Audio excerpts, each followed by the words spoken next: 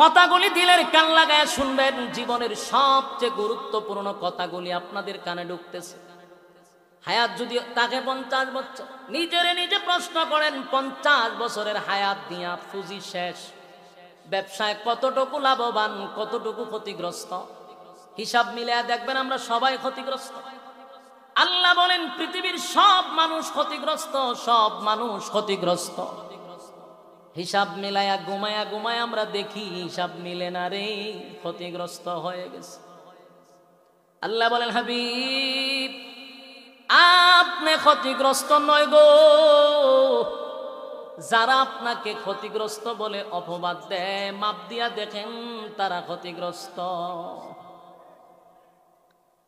সূরাটা নাজিল হয়েছে ১৫০০ বছর আগে, কিন্তু এই সূরার হুকুম আহকাম সব কিয়ামত পর্যন্ত তামাম উম্মতি মুহাম্মদীর জন্য চলমান।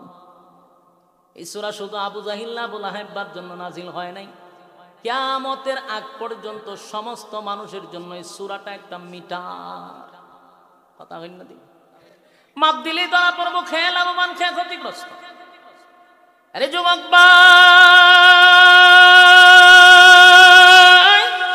প্রত্যেকটা মানুষ যদি আমরা হিসাব মিলাই, দুনিয়া নামক ব্যবসার মধ্যে আমরা লাভবান হইতে পারলাম না, আর যদি ক্ষতিগ্রস্ত হইয়া কবরে যাই গো, উপায় নাই। বাঁচার কোন সুরত নাই। আল্লাহ কইবা তোর তো পুঁজি দিছিলাম, পুঁজি খরচ করে ফেললি, কিন্তু তোর দি ব্যবসায় কোনো লাভ হইল না, লস খাইলি, আর পুঁজি শেষ, মুনাফাও নাই। বলুন তো দেখি আপনি পরকালে আপনার সেখানে সুখ শান্তিতে বসবাস করার কোনো সুযোগ আছে?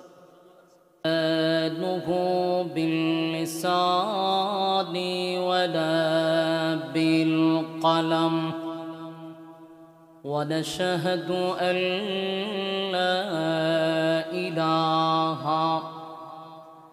إلا الله وحده لا شريك له وأشهد أن سيدنا وسندنا وحبيبنا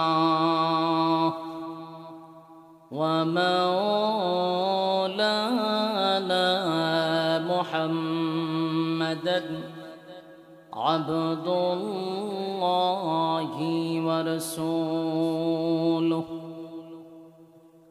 أرسله بالحق بشيرا ونذيرا وداعيا إلى الله بإذنه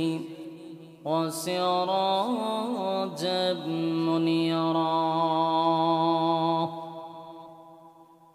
أما بعد فأعوذ بالله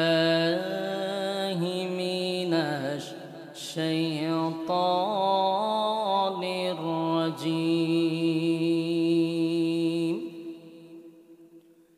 بسم الله الرحمن الرحيم. والعصر إن الإنسان لفي خسر إلا الذين آمنوا وعملوا الصالحات وتواصوا بالحق وتواصوا بالصبر. صدق الله العظيم وصدق رسوله النبي الكريم ونحن على ذلك من الشاهدين والشاكرين والحمد لله رب العالمين. درود شريف পড়েন اللهم صل على محمد وعلى آل محمد كما صليت على إبراهيم وعلى إنك حميد مجيد اللهم بارك على محمد وعلى كما باركت على إبراهيم وعلى آل إبراهيم إنك حميد मेरा दिल तलबे रहा है मेरे जलने रहा है सीना ए दवा वही मिलेंगे मुझे ले चलो मदीना बलगल उला बिकमालिह कशाफत तुजा बिजमालिह साउंड टुकची कोन पड़े बेशी मोड़ हो गई हसनत जमीअ खसालिह सल्लु अलैहि मदीना मदीना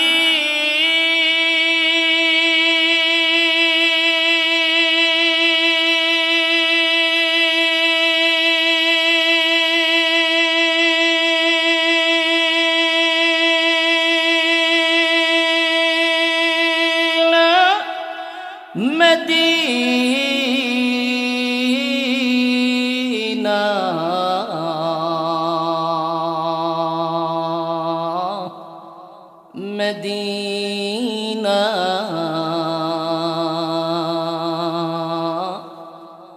मदीना मदीना मुमिनों की गुनगुना है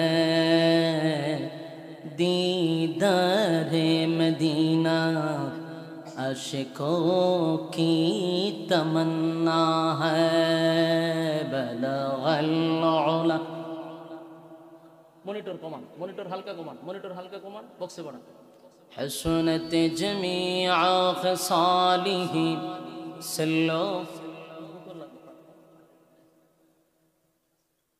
बलगल उला बिकमालिह कशफत तुजा बिजमालिह हसनत जमीअ खसालिह सल्लो अलैहि बुख्ती का चमके सितारा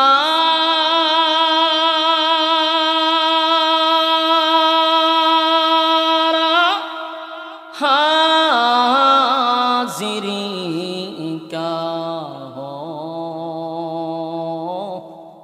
इशारा देख कर रोज़े प्यारा बलगल उला रिबाब दियन ना शुधुई करें हसनत जमीअ खसालिह सल्लो ज़िक्र बातिल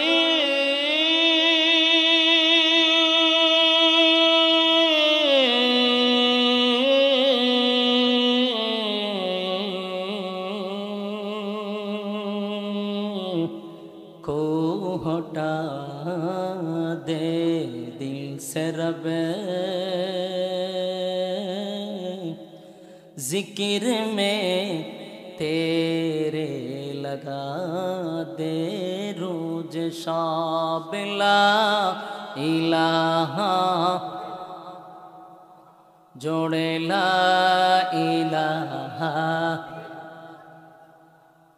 ला इलाहा इल्लल्लाह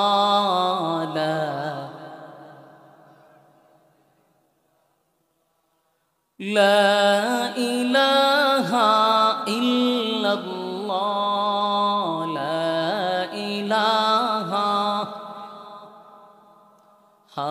লা ইলাহা।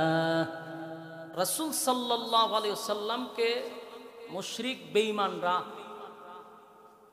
একটা অপবাদ দিছিল। অপবাদটা হলো যে আব্দুল্লাহর পুত্র মুহাম্মদ ক্ষতিগ্রস্ত হয়ে গেছে। এই কথা বলার কারণে আল্লাহ সূরা আসর নাযিল করেছে। প্রশ্ন হলো কেন বললেন ক্ষতিগ্রস্ত হয়ে গেছে? তারও একটা কারণ আছে। আমরা জানি রাসূলের গোটা হায়াতের জিন্দেগি হলো 63 বছর। 63 বছরের জিন্দেগির মধ্যে 3টা ভাগ আছে, 3টা অধ্যায় আছে। এর একটা অধ্যায় হলো 40 বছর ক্বাবলান নবুয়ত, এর দ্বিতীয় অধ্যায় প্রায় 13 বছর, এর তৃতীয় অধ্যায় হলো 10 বছর। 40, 13, 10 কত হইল? 63 বছর। এই গোটা 63 বছরের জিন্দেগিটাকে 3টা ভাগে ভাগ করা হয়। 40 বছরের যে জিন্দেগি, এই 40 বছরের জিন্দেগিটাকে বলা হয় মিলাদুন নবী, রাসূলের জন্ম। আর বাকি 23 বছরটাকে বলা হয় সিরাতুন নবী। এই 40 বছর পর্যন্ত রাসূল কোনো ওয়াজ নসিহত করেন নাই, টোটালি চুপ ছিল। যখন আপনি চুপ থাকবেন তখন আপনার শত্রুও থাকবে না। কথা বল না দি, যে কথা কইতে পারে না এর কোনো শত্রু আছে না, যে কথা বেশি কয় এর শত্রু আছে। 40 বছর রাসূলের একটা শত্রুও নাই, বরং 40 বছর আগে রাসূলের উপাধি দেওয়া হয়েছে অনেকগুলা। এর মধ্যে একটা উপাধি হলো উনি আল আমিন। এই উপাধি কিন্তু বেঈমানরা দিছে যে উনি সত্যবাদী, ওনার মতো ভালো মানুষ নাই। কত বছর? 40 বছর, যেই বছরে ওয়াজ নাই, চুপ থাকছেন, এই জন্য উপাধি পাইছেন। মক্কার মধ্যে একটা মানুষও নাই রাসূলের বিরুদ্ধে, সবাই রাসূলের পক্ষে। যেই মাত্র রাসূল ওয়াজ করা শুরু করছে তখনই রাসূলকে বলা বলি শুরু করছে যে উনি ক্ষতিগ্রস্ত হয়ে গেছে। তাহলে ওয়াজ করলে শত্রু বাড়ে, আর ওয়াজ না করলে শত্রু নাই।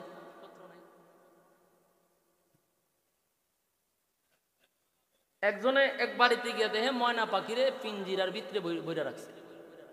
বেচারা জিগায়, রে ময়না তুই পিঞ্জিরার ভিতরে কেন? তোর সাথীরা তুই পিঞ্জিরার বাইরে দৌড়াদৌড়ি করে, তুইটার ভিতরে বন্দি কেন? তাই আমি কথা কইতে পারি, কথা বলতে পারি, এই জন্য আমি এটার ভিতরে। আর যারা খাসার বাহিরে ঘোরাঘুরি করে এরা কথা বলতে পারে না। এখান থেকে আপনি বাস্তবতা দেখেন, যারা একটু হক কথা বলে, তর্জন গর্জন দেয়, এরা কি খাসার ভিতরে না বাইরে?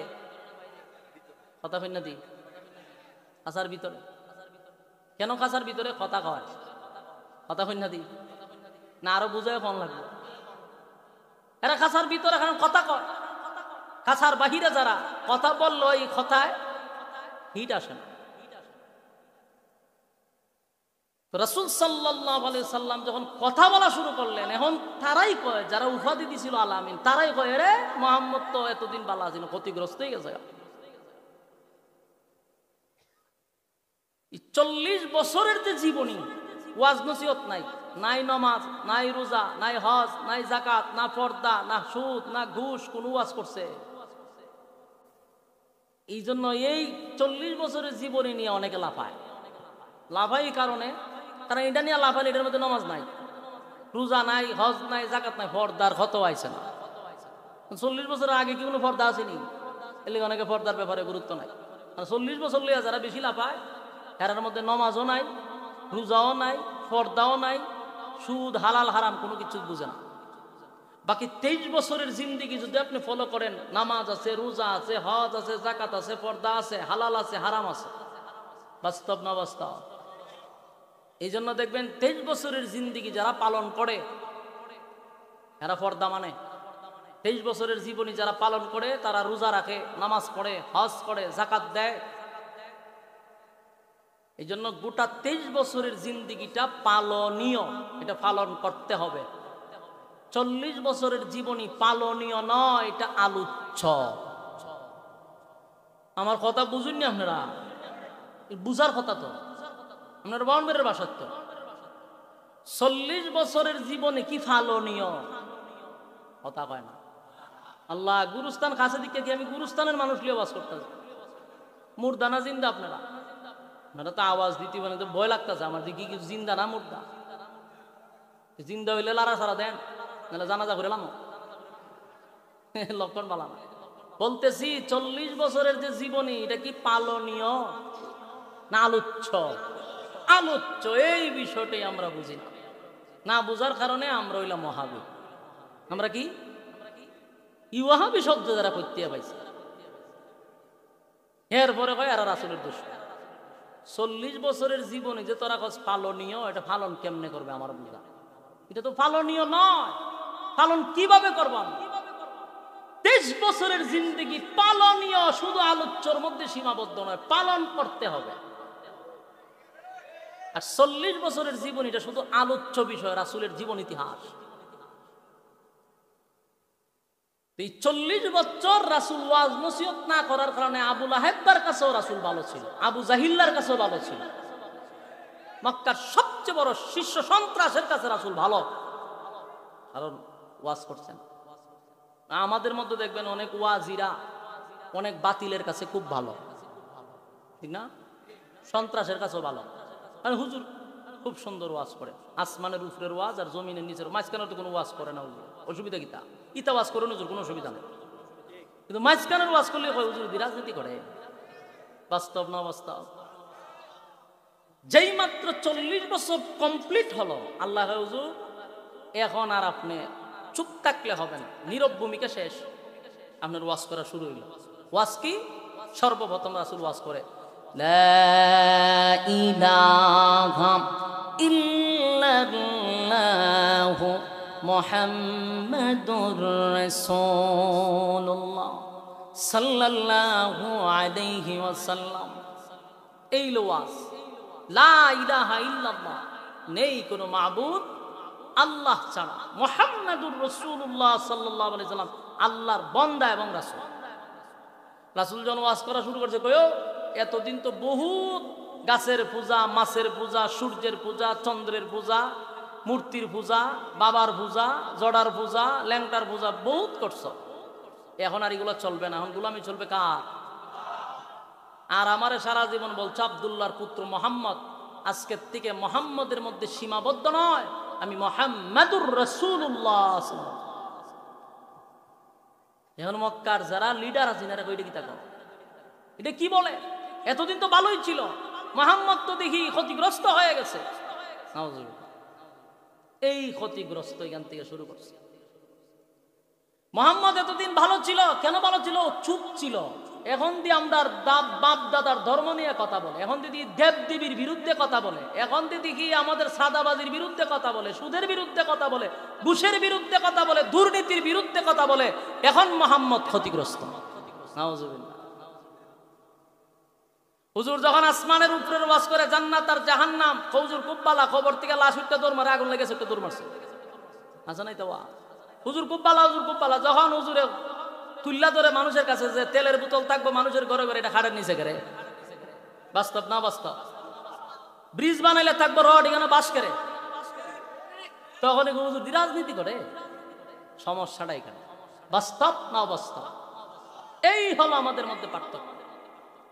এখন গোটা মক্কার মানুষ রাসূলকে অপবাদ দিল যে মুহাম্মদ ক্ষতিগ্রস্ত হয়ে গেছে।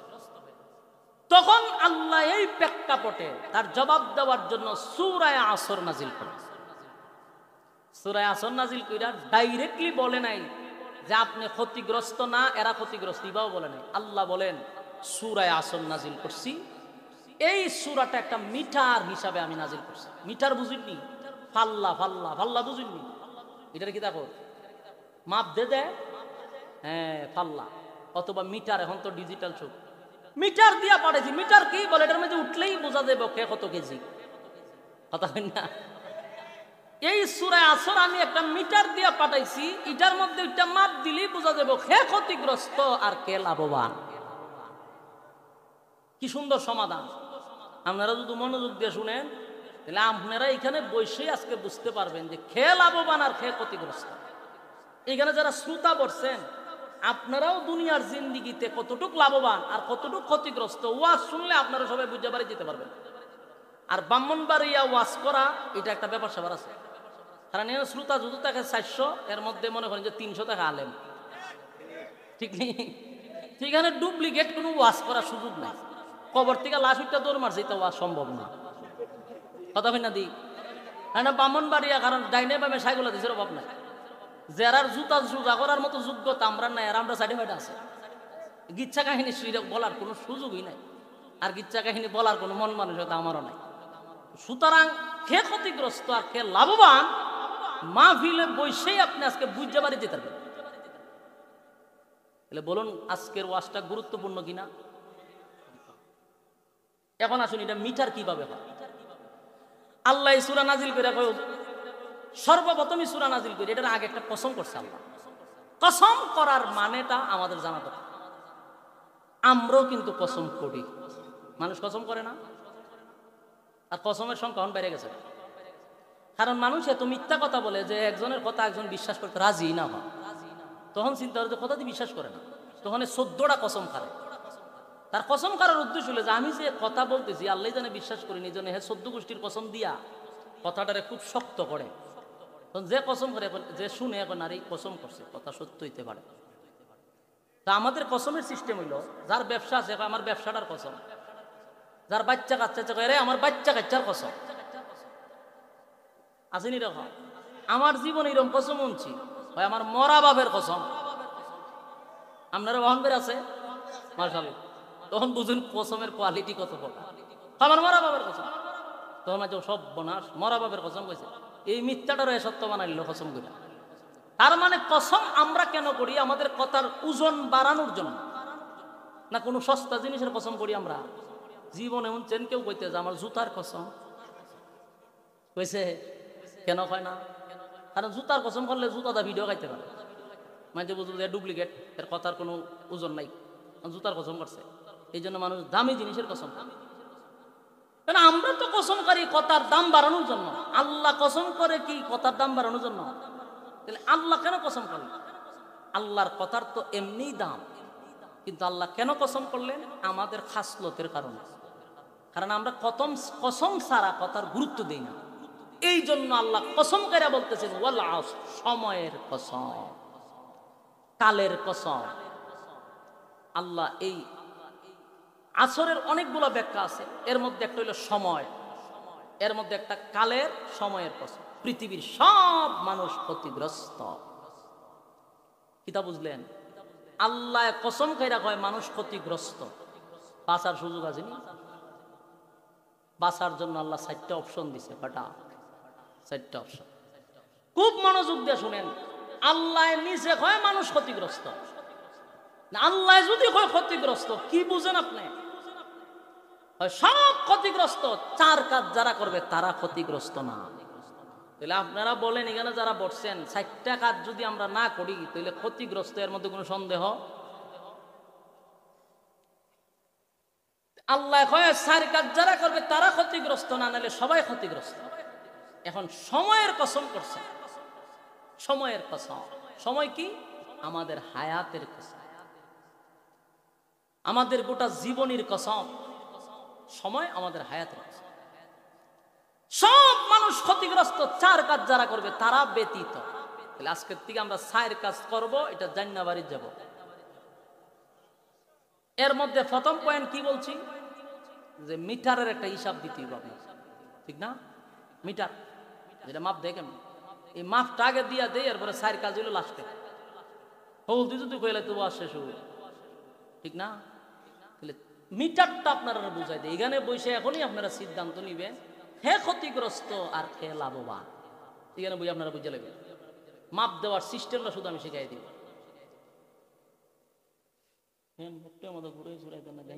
জীবনের শেষ, হালকা একটু ঘুরাই দিতে উজুরে শৈল লাগে, হালকা বচ্চল বচ্চল। তাহলে এখন চিন্তা করেন, মাপটা আগে শিখাই দিই আপনাকে। এখানে একটা শব্দ হইল লাভ, আর একটা শব্দ হইল লস। বলুন লাভ, লস। বিরক্ত হইতেছেন আপনারা? ভূমিকা যদি না বুঝেন সামনের আলোচনা বুঝতেন না। আর ব্রাহ্মণবাড়িয়ার মানুষ আপনারা তাফসীর শূন্য অভ্যস্ত, গিচ্ছা কাহিনী আপনার কাছে কেউ বলেও না, ঠিক নেই? এই জন্য আগে ভূমিকা শুনবেন মনোযোগ দিয়া। আপনারা তো পাবলিক সক্কাচারের ভাগ, এটা আমিও জানি, সিঙ্গেলে আপনারা ফুসায় না। আগে মনোযোগ দিয়ে শুনেন। লাভ একটা শব্দ, লস একটা শব্দ। এখানে আল্লাহ লাভ আর লস কি বুঝাইছেন এটা আমাদের জানতে হবে। বলুন, ব্যবসা করতে কি লাগে? পুঁজি লাগে। ব্যবসা করতে পুঁজি লাগে। ব্যবসা করতে পুঁজি লাগে। আল্লাহ বলেন, তোমাদেরকে আমি দুনিয়ায় পাঠাইছি ব্যবসা করার জন্য, আর ব্যবসা যেহেতু তোমরা করবা আমি একটা পুঁজিও দিয়ে পাঠাইছি। পুঁজিটা হলো তোমাদের হায়াত। বলুন, পুঁজিটা কি? হায়াত। ব্যবসাটা কি? ব্যবসাটা হলো নেক আমল। ব্যবসা কি? পুঁজি হইল হায়াত, ব্যবসা হইল নেকি। এই অল্প সীমিত পুঁজি দিয়া দুনিয়া নামক ব্যবসার জায়গা পাঠাইছি। পুঁজি সীমিত, মুনাফা অসীম। এই অল্প পুঁজি দিয়া প্রচুর ব্যবসা করতে হবে, মুনাফা অনেক অর্জন করতে হবে। এখন আমি আপনাদেরকে বলি, পুঁজি আমার কাছে জমা আছে, পুঁজিতে কোনো হাত দেয় নাই, কিন্তু যা আসতেছে এটা কি? পুঁজি থাকলে বাকি যা আসবে একটু একটু কথা কয়ে লাভ। আর পুঁজি শেষ, বেচা কিনা আইতাছে, এটা লাভ না লস? লস। এটা হইল ক্ষতিগ্রস্ত, ব্যবসায় ক্ষতিগ্রস্ত। আর আমার পুঁজি ঠিক আছে, কিন্তু যা আসতেছে লাভ। আল্লাহ বলেন, হায়াত দিছি সীমিত, পুঁজি সীমিত। এই অল্প পুঁজি দিয়া তোমার ব্যবসা করতে গিয়া মুনাফা অনেক দরকার। এখন প্রত্যেকের যে আল্লাহ পুঁজি দিল, কারো 40 বছরের পুঁজি, কারো 50, কারো 60, কারো 70। গড়ে যদি হিসাব করেন, মানুষ সর্বোচ্চ অহংকার জেনারেশন 60 গিয়া ধাক্কা লয়, ঠিক? আর 60-এর উপরে যারা এখন আছেন ইডি গুনাহ, কারণ আপনার আর গুনাহ কম, হায়াত বেশি। এই যে মুরব্বীরা আছে, এরা কিন্তু ওভার পাইতেছে হায়াত। কেন? এদের যুগে এত গুনাহ নাই। এখনকার আমরা যে গুনাহ করি, আমরা হায়াত খুব কম। এই জন্য পুঁজি খুব সীমিত, আমাদের মুনাফা অনেক দরকার। তো এখন 60 বছর আপনার আল্লাহ দিল, এখানে যাদের 40 বছর, হিসাব করুন তো দেখি, 40 বছর যাদের, আপনি 60 বছর বাঁচলে আর কয় বছর বাঁচবেন? 20 বছর। তাহলে পুঁজি গেল কত? 40। বলুন, পুঁজি গেল কত? 40 বছরের পুঁজি যে আপনার শেষ, কি পরিমাণ মুনাফা অর্জন করছেন? আপনি মাপটা বুঝেন নাই। আপনারা আল্লাহ হায়াত দিছে, গড়ে ধরেন 60 বছর, তা আপনার 40 বছর গেছে গা, পুঁজি তো 40 বছর শেষ, আর 20 বছর আছেন। 20 বছরের পুঁজি দিয়ে আপনি কিনে কি অর্জন করবেন? বলুন, ব্যবসায় আপনি লাভবান না ক্ষতিগ্রস্ত? বুঝে লাইছেন তো? তাহলে এখন সবাই নিজে নিজে নিজের মনে চিন্তা করেন যে আমার তো বয়স 30 হয়ে গেছে, বাঁচমো আর গড়ে গেলে 30, তাহলে হায়াত তো গেল 30 বছর, আমার পুঁজি শেষ, বাকি পুঁজি তো আমার ভাঙ্গা হয়ে গেল, আমি নেকি অর্জন করলাম কতটুকু?